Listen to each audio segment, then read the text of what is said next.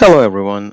This is a presentation intended to share some tips, some ideas regarding making presentations that are accessible and also uh, more interactive and interesting for your audience.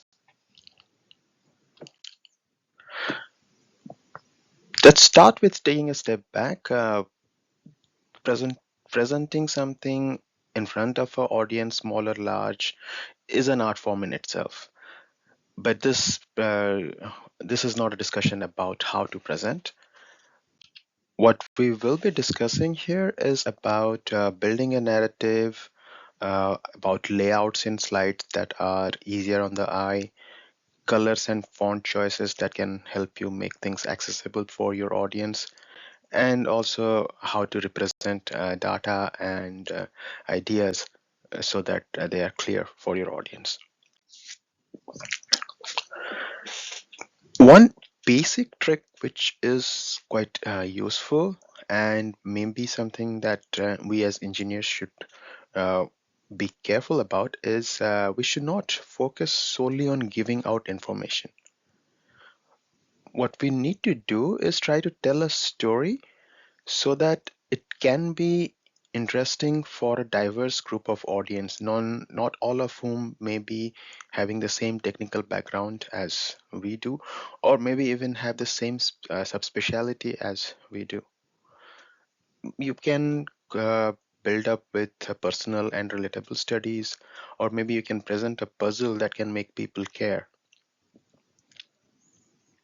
Like in indoor environmental research, there can be a couple of examples, like if you talk to people about how much air do they think they breathe every day, and would they be okay with drinking a dirty bottle of water, and if not, then why is it okay to be not caring about what's contained in the air that you're breathing.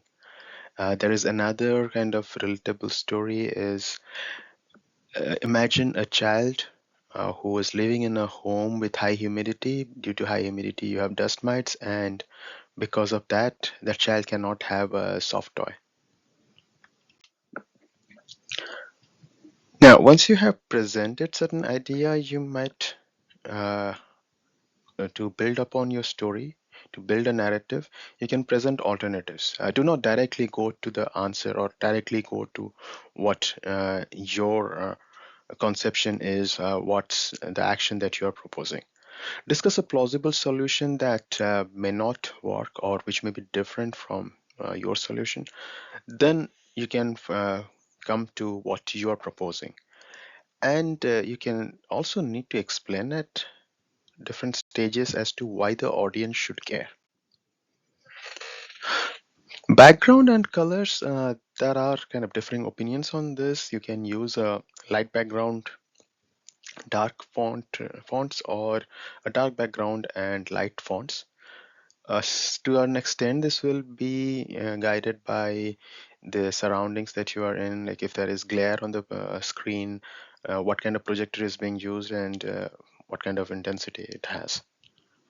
Generally, a light background with a dark font is considered to be more accessible. And to limit concerns of glare, instead of a completely white background, you can use kind of light shades of gray. Do not try to force your presentation into the idea of you can only present one slide per minute. Too many ideas cramped up into a slide will actually take longer, and it will also leave the audience confused. Slides are free, like unless there is a limit set by the by wherever you may be presenting. So instead of trying to use one slide per minute, try to use one idea per slide.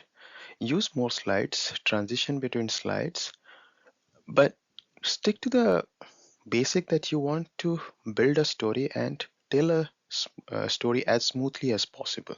You do not want to jam too many things into one slide, and you do not want to confuse the audience. Uh, one like most what an audience can generally take is one idea per slide. Now, slide real estate is valuable. Do not overcrowd slides, but do not waste the space either. You can think of using space as well as negative space appropriately to draw attention of the audience to specific aspects that you want them to focus on.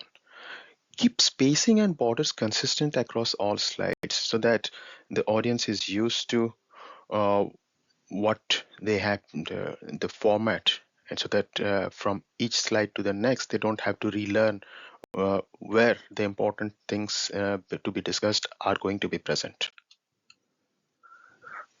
Just an example of a negative space: by having one item in a completely, in this case the bird, in a completely clean background, you can draw your audience's attention specifically to that item.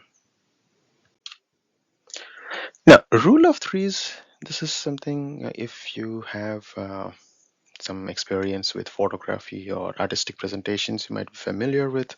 It seems that human brain finds combinations of threes pleasant. So it could be three visuals, three plots, three schemas, three bullet points, three parts to your argument, and also like kind of thinking of your slide as divided into three portions, vertically and horizontally, and accordingly spacing the items that you want the audience to focus on. The smallest font size can be uh, quite a thing of a debate. Uh, do not make fonts too small. Do not unnecessarily increase the font size either. For a lot of font types, font size of 30 could be ideal. And as a reference, what you can depend on is like insert page numbers on the slides, and then maybe increase the minimum font size by 2 points over that page number.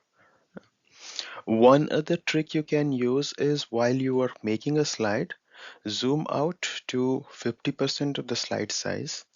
And if you can still read things and so view the plots that you have in there, then when it is put on a projector, probably someone at the back of a 20-30 feet room would be able to see the font size. Color choices and font choices are going to be quite important. Pick a color scheme that's kind of memorable to people and keep using it through all your slides. At the same time, do not use colors that are too jarring. Like you don't want to dazzle your audience. Make sure a color scheme and fonts contrast well so that they can read what you're trying to say. Uh, Pick typefaces with good spacing in between each letter. Typefaces should also always be in print and not in cursive.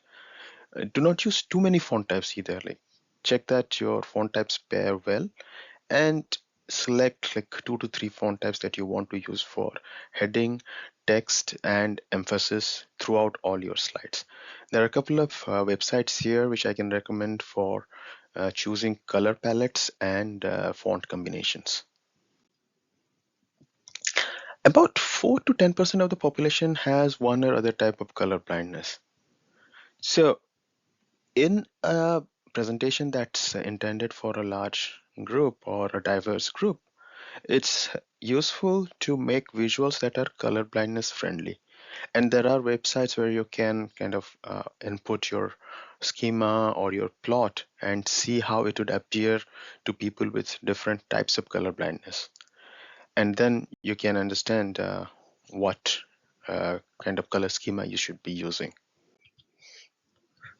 There are also help from the website that I earlier discussed, the coolest one, to choose color palettes which are colorblind friendly. Okay, this is a bit controversial as well. Some people swear by bullet points, but I would say that you don't have to stick to bullet points. They are not your best friend. If you want a list, you can use images, you can use schematics, icons, even just a collection of boxes with text in them to present separate ideas, and you can highlight a point at a time. Having that bullet point, that extra dot at the beginning of a sentence is not really helpful for in most cases. As opposed to that, like if you have a numbered list, like if you have a reason of saying why this should come first and that would come second, a numbered list is perfectly acceptable because it serves a specific purpose. But a bulleted list generally does not give you any advantage over using something like icons or schematics. Using transparency and contrast is also a really helpful technique. It's quite accessible to diverse groups of audience, even people with color blindness, and it can help you tell a story nicely as well. Try to use relevant pictures as backgrounds. It's often recommended that you can have kind of a single picture that represents the idea for the slide as the background, and then you can add on text and you can add on icons as your talk flows through that slide. Eliminate all unnecessary text. Either relegate them to your notes or try to find visuals or icons that can help you tell the same story. Like in this case, you have a schematic as opposed to just writing it out. This is helpful in the sense that you do not want the audience to be reading text from your slide. You want to be able to interact with them, you want to be able to tell them a story, and you want to be able to use elements from your slides to highlight certain parts of the story. Yeah. You do not want to engage them in reading long swaths of text from your slides. When you are going to insert some pictures or images that you might have taken, which could be part of your experimental setup or part of the study outcomes, take some time to resize, crop, recolor pictures to suit your needs, like to highlight what you are trying to say. So don't just put in the same picture that you took.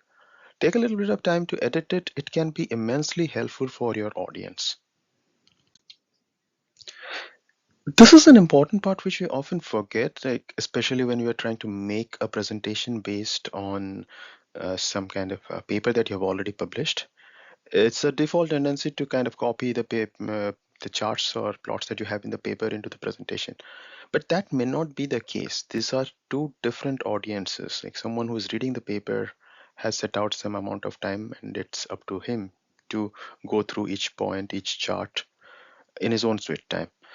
Someone who's part of the audience that you're talking to, they do not have as much time. So try to simplify charts, try to have appropriate contrast between the colors, and you need not even, like, let's say the paper had contrast between five different kind of situations. Maybe you can reduce that to two or three situations in the slide, the two or three situations which are the most important or which are the most relevant to the story you're trying to tell. Give some time when you are creating slides, because once you create a slide with these ideas of accessibility, universal design, something which is useful to different groups of people, people with different expertises, then you will be able to reuse the slide in many different situations for different presentations. So it's kind of an investment that pays up dividends.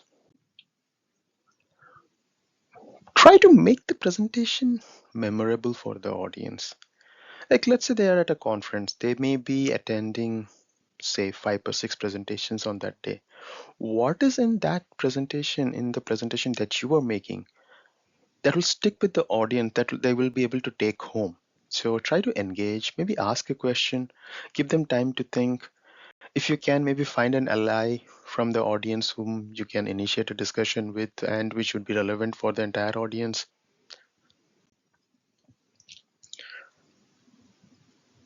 So coming back now, time to bring it full circle. You can kind of start up with a soundbite, which could be a relatable story, which could be something from your own experience or experience that, let's say, study participants have shared with you. The next part is a call to action. So this is where you tell the audience as to why they should care, what you are trying to talk about, uh, like what is your solution.